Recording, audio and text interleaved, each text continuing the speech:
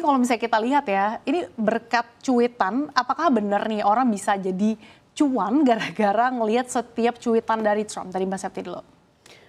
Kalau misalnya kita berkaca pada apa yang terjadi pada Mei 2025 sih, iya sih. Karena pada Mei itu kan, waktu itu kan bursa saham jatuh, lalu tiba-tiba Trump memposting di media sosialnya mengatakan bahwa investor tenang aja nih, ini saatnya beli gitu. Okay. Terus tiba-tiba sehari setelahnya dia mengatakan tenang, ekonomi Amerika akan baik-baik saja. Beberapa detik kemudian dia keluar lagi statement kalau perang maksudnya tarif yang awalnya mau dinaikkan buat negara-negara di dunia itu tiba-tiba ditunda.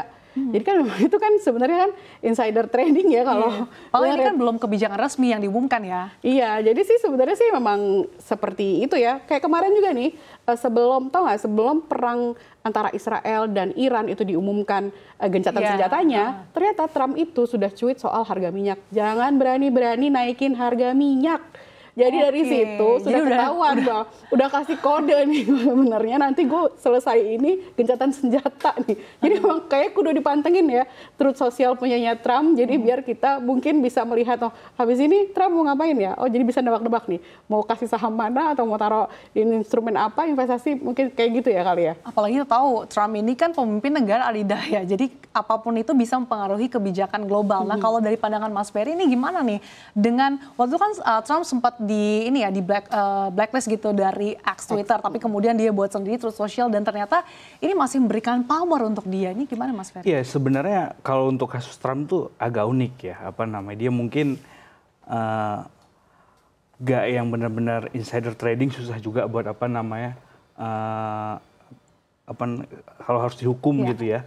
Karena memang kapasitasnya sebagai kepala negara gitu. Mungkin dari cuitannya ekstensinya nanti ke kebijakan gitu. Sebenarnya yang mirip-mirip nih pernah kejadian, tapi ya nggak sekuat Donald Trump lah sebagai presiden ya. Ini pernah kejadian sama Elon Musk. Elon Musk tuh sempat nge-tweet dulu yang soal dia mau beli ini semua saham Tesla gitu.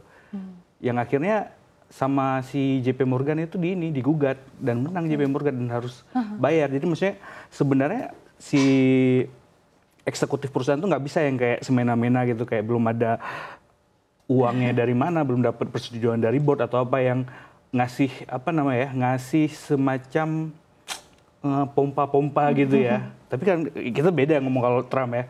Trump sebagai kepala negara mungkin suka-suka Trump gitu.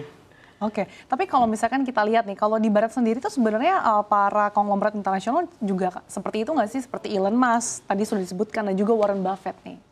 Kalau seperti itu mengikuti Trump, sepertinya iya. Karena kalau misalnya kita merujuk ke ada artikel Washington Post apa New York Times, saya lupa ya.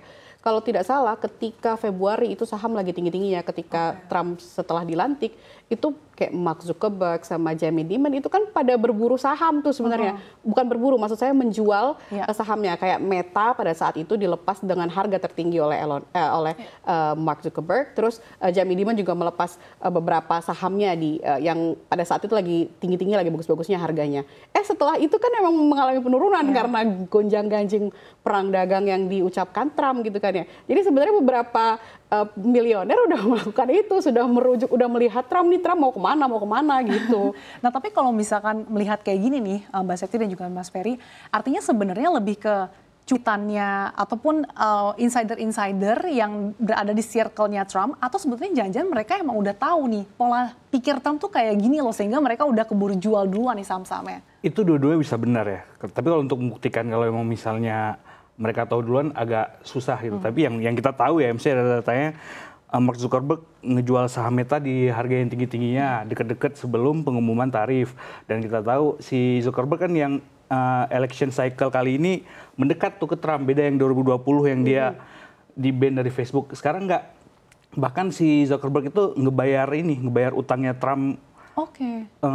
Yang buat persiapan ke Pilpres kemarin. Jadi Meta juga banyak gitu ini ya. Terus selain si Zuckerberg, ada juga yang dari Palantir juga deket sama si Presiden Trump, tapi kita nggak bisa nggak bisa menuduh dengan segampang itu. Nah, cuman fakta-fakta yang terjadi kan bikin kita yang kayak, waduh kenapa nih kok timingnya cepet banget gitu. Nah, Pas sebetulnya banget apa sih keuntungan tadi kayak Mark Zuckerberg ini mendekat gitu. Kita tahu juga Elon Musk sempat jadi bestinya Trump. Ini apa sih Mbak Septi sebetulnya keuntungannya mungkin dari segi saham mereka atau mungkin dari segi kekayaan mereka?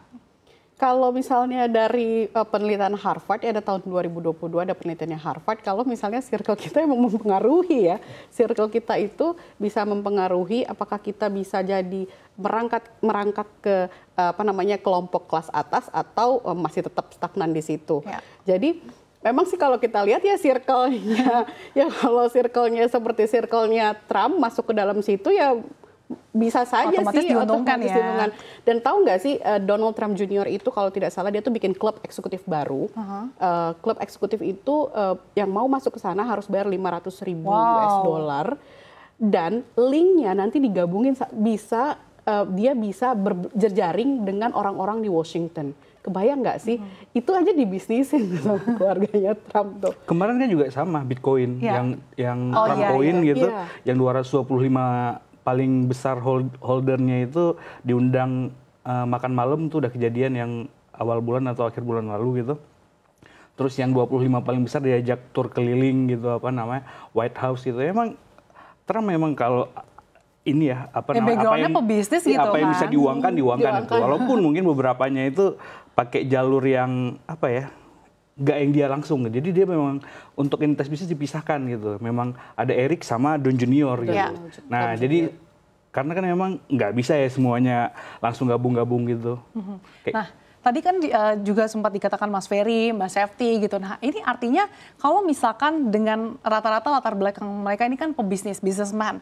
Kemudian Trump juga sempat mengeluarkan perintah kebijakan untuk tarif. Nah ini artinya mereka sudah mengamankan dulu dong bisnis-bisnis mereka ya? Ya tentu sih. Jadi gini, kalau Trump mengeluarkan kebijakan, kita harus lihat dua sisi. Pertama itu pasti untuk kepentingan Trump dan keluarga. Pasti kedua, ya mungkin untuk kepentingan, ya memang untuk kepentingan Amerika ujung-ujungnya. Tapi memang ujung-ujungnya pasti ada kepentingan Trump dulu.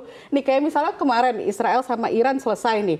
Ternyata itu ada kepentingan Trump juga. Kalau misalnya perang terus berlanjut, Trump itu punya kerjasama di UEA dengan Uni Emirat Arab. Soal apa? Soal kriptonya Trump. Trump itu punya, dia akan membangun golf resort, hotel dengan Arab Saudi dan juga ada di Dubai. Lalu dia juga punya proyek dengan Oman, dia juga punya proyek dengan Qatar. Itu kan bahaya juga buat bisnis. Aku jadi bumerang dia juga dong ya. Bener. Lagi pula kalau misalnya nih Selat Hormuz beneran ditutup, masih terus memanas situasi di sana, terus harga minyaknya naik nih, misalnya $100 atau misalnya ujung-ujungnya 230 misalnya.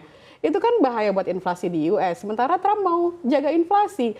Jerome Powell aja diancam mau dicopot gara-gara nggak nurunin suku bunga lagi gimana ya? Seorang gubernur The Fed sampai didesak loh untuk menurunkan suku bunga. Itu luar kan biasa, jadi Trump. memang ada kepentingan pribadi didahulukan kayaknya dibanding kepentingan Amerika. Tapi bisa jalan kayaknya. Nggak tahu deh. Gimana nih tambahan dari Mas Ferry nih? Iya tapi memang menjadi teman Trump itu ya penting ya apalagi bagi taipan-taipan konglomerat yang punya bisnis besar gitu. Karena mereka benar-benar punya kepentingan bisnis di situ gitu. Misalnya seperti Mark Zuckerberg dengan Meta gitu. Meta kan sekarang lagi lagi kena kasus anti monopoli. Nah, itu mereka pengen itu ya digampangkan gitu. Terus habis itu misalnya Elon Musk deketin. Elon Musk tuh punya kontrak yang banyak banget gitu, SpaceX sama pemerintah gitu, sama NASA. Gitu juga dengan yang subsidi EV gitu.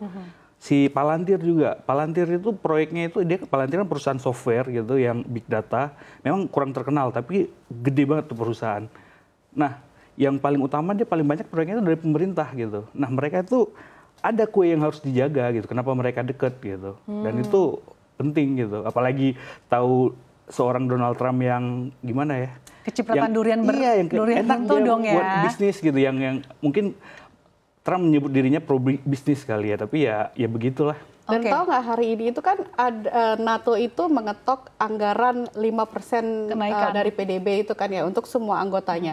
Dan ternyata dalam statementnya Trump itu juga mengucapkan kata seperti ini kira-kira ya. Anggaran 5% itu mungkin bisa untuk membeli senjata dari Amerika. Oh, dan masuk ternyata, untuk bisnis. Dan tahu tidak, dalam beberapa bulan terakhir ini, Donald Trump Jr. itu ternyata menjadi dewan atau apa namanya petinggi di banyak perusahaan terkait senjata, pistol, drone, selain kesehatan digital ya kalau nggak salah. Jadi memang juga. Iya. Kalau itu telah ya, kalau misal kita mau berspekulasi berdasarkan fakta-fakta itu bisa nyangkut sih sebenarnya. Mas Ferry gimana ditambahin gitu nih? kan ya. Kalau terkait dengan ini artinya ternyata semua kebijakan ataupun mungkin tadi dari lembaga ini juga berkaitan dengan bisnis keluarga Trump. Iya, tapi Trump kan memang ini kan periode kedua. Periode pertama dia udah menyiapkan banyak infrastruktur ya ini. Pada pemerintahan Trump yang 4 tahun gitu, dia mengangkat paling banyak ini. Supreme Court, habis itu jaksa-jaksa, pokoknya orang-orang dekat dia tuh banyak di posisi penting gitu. Nah yang paling menarik dari Trump ini, dia tuh bisa menari di dekat-dekat kebijakan gitu. Wow, menari dekat kebijakan. Apa namanya, bending the law gitu ya. Jadi maksudnya hukum itu benar-benar dibengkokin, nggak sampai pecah, nggak sampai patah itu. Jadi nggak yang sampai dia benar-benar melanggar hukum, tapi benar-benar kayak dibelokin sebelok-beloknya sampai ya dia tetap untung, tapi dia nggak secara eksplisit juga melanggar hukum gitu. Banyak memang yang kebijakan atau keputusan atau apapun yang diambil sama Trump tuh ya banyak yang dipertanyakan gitu. Tapi ya tetap aja tidak melanggar hukum kok gitu. Tapi terpampang nyata menguntungkan dirinya dan juga circle-nya iya, ya. Tapi nggak bisa dibuktikan kalau itu melanggar hukum. Gitu. Tapi ingat nggak sih waktu dia ke Qatar, pulang dari Timur Tengah, dikasih pesawat. Tahu-tahu dikasih pesawat dan pesawat itu nggak jatuh ke aset negara, tapi itu malah di tangan perusahaannya Trump. Jadi untuk kepentingan pribadi kan ujung-ujungnya kan ya. Berarti kan memang ya dimanfaatkan kan ya. Tapi memang agak ini ya entahlah hukumnya di sana bagaimana. Nah, yang cukup menarik juga adalah sekarang kan bisa dikatakan Elon Musk ini udah bukan bestinya lagi dari Trump nih. Sekarang kayaknya Trump udah mendekat ke Bezos. Nah, ini sebenarnya apa sih yang bisa kita cermati dari sini, Mas Ferry dulu? Iya, kalau memang misalnya soal ini ya, kalau si Elon Musk mungkin menurut dia ya, dia lebih ke arah yang filosofis gitu. Dia menganggap si Donald Trump yang kali ini nggak menepati janji, terlalu reckless, APBN terlalu gede gara-gara big beautiful bill gitu. Jadi si Elon Musk nggak percaya dengan organisasi yang besar, anggaran yang banyak gitu, makanya dia bikin Doge gitu. Padahal ya itu ini ya yang diomongin ya, kita nggak tahu alasan sebenarnya. Apakah gara-gara si subsidi EV-nya dihilangkan gitu, atau gara-gara kontrak NASA sama si SpaceX punya Elon Musk balik lagi karena bisnis ya. Iya. Kebanyakan emang hampir semua bisnis. Jeff Bezos juga sekarang lagi deketin Trump, kalau bisa ya gantiinnya Elon Musk ya. Balik lagi ya, caranya ya supaya si Blue Origin kan startup yang antariksa dia itu bisa gede, bisa bersaing sama SpaceX, pengen itu juga sebenarnya. Dan Bezos itu juga ada rencana kerja sama bikin film sama istrinya Trump, Melania. Kalau nggak salah, keluarganya juga dong ya. First Lady balik kembali atau gimana gitu judul itu gede filmnya. loh ini ya, dananya katanya sekitar 40 juta dan 70%-nya itu langsung ke si Melania ya. Iya. Jadi memang Pintar keluarga. jadi mau dari manapun bisa masuk gitu ya. Dan juga tadi disampaikan tadi terkait dengan hal ini juga tentunya circle-circle diuntungkan ketika Trump mencuit, ini akan mempengaruhi bagaimana arah pergerakan global, termasuk ini sebetulnya secara tidak langsung juga mempengaruhi bagaimana pergerakan IHSG ya. Benar banget ini. Tapi yang paling menarik ya, setiap kali Trump bikin kebijakan kan dia memang benar-benar pengen kelihatan yang paling tangguh gitu, bikin yang paling berat gitu. Pasar semuanya goyang, semua kelas aset tuh parah turun merah gitu. Nah habis itu beberapa saat kemudian ya backtrack dia balik lagi gitu, kayak ya udah kita deal, kita ini, terus habis itu si pasarnya baik lagi gitu. Nah habis itu dia ini mulai negosiasi ulang gitu. Yang menariknya itu banyak orang udah melihat patternnya ini, jadi sampai ada dikatakan namanya taco trade. Taco itu Trump always chicken out. Jadi jadi ketika emang itu merah ya udah beli aja, soalnya pasti juga ini kok nanti dia backtrack lagi gitu, ketakutan lagi ya udah balik. Jadi udah tahu ya polanya Trump bakal kayak polanya gimana. udah terjadi beberapa cycle dan ini terbukti sama terus-menerus gitu. Dari mulai tarif, terus habis itu ngebom Iran, tiba-tiba jadi damai gitu. Mbak Septi gimana nih tambahannya? Ya kalau misalnya memang mau untung, kayaknya untuk sementara ini coba pantengin media Sosialnya sosialnya ya. Trump deh. Dan gencatan senjata Iran Israel kan juga diumumkan lewat Truth Social Iya. dan gak berapa lama Baru tampaknya ada bursa pengumuman saham resmi di kawasan itu kayaknya mulai rebound ya. Padahal itu belum resmi loh pengumumannya. Nah ini cukup menarik gitu. Ini sebenarnya sampai kapan sih mungkin pelaku pasar bisa terus mempertimbangkan ataupun seberapa kuat sebetulnya terkait dengan pernyataan Trump ini bisa betul-betul dipegang sebagai arah dalam pasar keuangan dan juga mungkin bagi para investor gitu untuk bisa mendulang cuan gitu Mas Ferry. Ya kalau memang misalnya pernyataan Trump ya selama dia masih jadi presiden itu benar-benar jadi penggerak utama pasar ya. Presiden Amerika Serikat, ekonomi paling besar, yang apa-apa terjadi di Amerika Serikat menjalar ke seluruh dunia gitu. Ya. Yang kita tidak tahu ke depannya kalau memang misalnya Trump selalu yang dibilang tadi Trump always chicken out itu terus berlanjut gitu dan siklusnya berulang gitu, apakah si pasar atau investor gitu belajar gitu sampai tiba-tiba akhirnya yang diomongin sama Trump itu ya udah jadi angin lalu aja gitu. Nah itu juga kelihatan dari yang awal itu jatuhnya dalam banget gitu, makin kesini tuh jatuhnya tuh makin ya merah gitu, tapi nggak yang sedalam yang waktu ini kan yang awal-awal yang tarif Trump itu kita sampai yang di dalam negeri trading hold-nya beberapa kali itu kejadian. Yang di Nasdaq juga itu triliunan dolar hilang. Nah yang paling baru-baru ini mulai soft gitu. Mungkin investor udah mulai melihat gitu yang kayak yaelah. Udah Trump mulai juga membaca gaya kepemimpinannya paling sekarang lagi bacot, ntar juga balik lagi gitu.